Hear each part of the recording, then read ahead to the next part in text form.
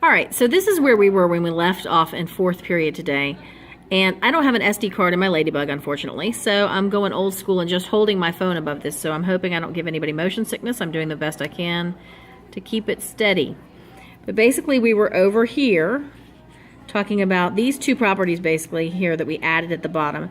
And they're really two sides of the same coin. I keep saying that about logs and exponentials, but that expression kind of applies here too.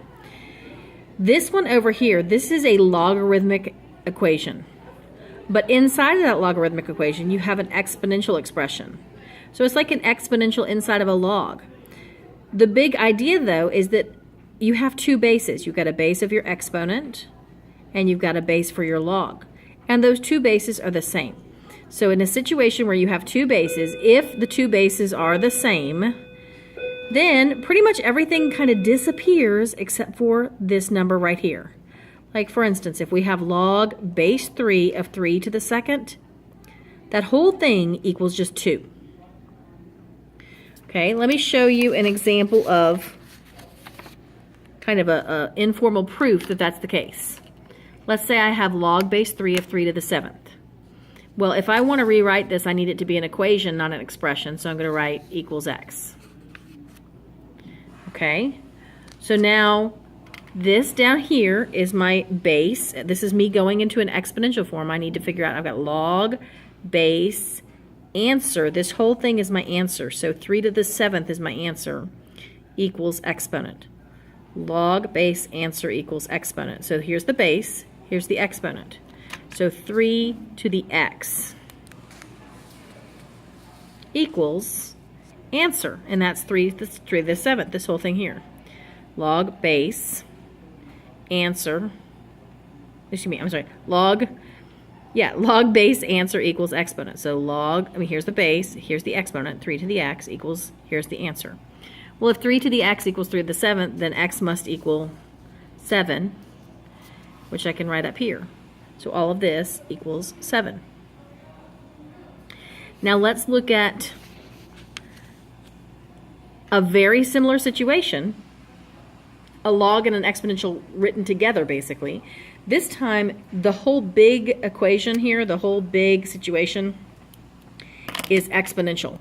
In other words, I've got base, exponent, answer. B to a power equals x. Okay, so within my exponential equation, I happen to have a log. And logs have their own base. And once again, the two bases match. The base of my exponent is b, and the base of my log is also b. So when those two bases match, you basically lose, basically no pun intended, actually pun is intended there, you basically lose everything except this number right here. So it all comes down to just x. So for instance here, 5 to the log base 5 of 3, all of this is your exponent, just is equal to 3. So let me show you sort of an informal proof of that. It's informal because I'm actually using numbers. We would have to use nothing but variables to prove it formally. So let's say I've got 3 to the log base 3 of 7. Again, I'm going to write it equals x so that it's an equation now, because then I can rewrite it. Now, for this to be rewritten, right now it's in exponential form, and I'm going to write it in logarithmic form.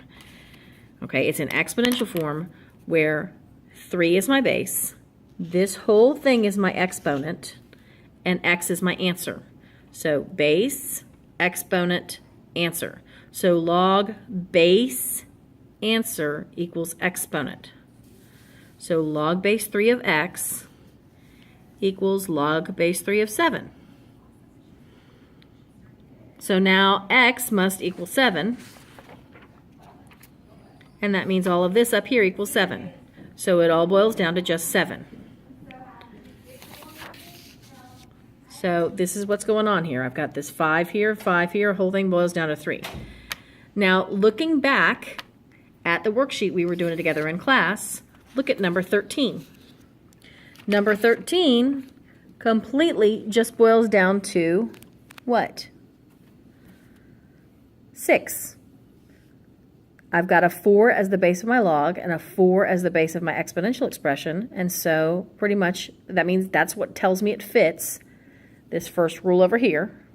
Looks just like that. And my whole answer is just going to be 6. So that's all I have to write is 6. Now look at 16 below that. That one goes with this rule. Okay, I've got 12 as my base, and then I've got 12 as my base of the log also. So 12 to the log base 12 of 1, that whole thing is going to boil down just to 1. So try not to make this any harder than it is, because it really is that simple. Okay, so at this point, please pause the video, go ahead and try 14, 15, 17, and 18. Okay, so here's what you should have gotten for 14, 15, 17, and 18. Let me go ahead and break down 8 for you a little bit more. 8 started out as log base 3 of 9 to the 4th. Okay, now anytime you have something here, you should be thinking, is there any way to rewrite this as a base, as a power of this base?